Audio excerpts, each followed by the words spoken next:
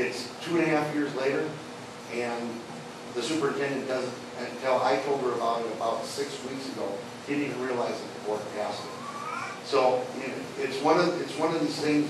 I don't want to really get into bad mouthing Unified, but they don't have a real good track record of coming through when it comes to our community. At one time, we had 3 board members representing Caledonia, and they closed 2 schools on us.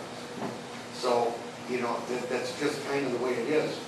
The focus has always been there on the city because that's where the most challenged students are. Our kids are probably getting a good education there because of the environment that they're brought up in here. It's a lot different than the dynamics of the city or other areas. We're a different entity, and it all comes back to that. It's a sense of community. The biggest thing that drove this is Caledonia is now a village.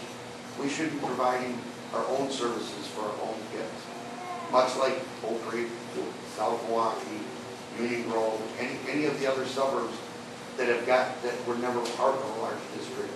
We're now to a point where we are large enough to support our own district and have our own decisions.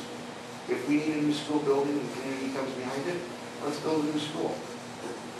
Leaving it up to somebody else that really doesn't have much of an interest in currently, I don't think that there's anybody on the board from Caledonia.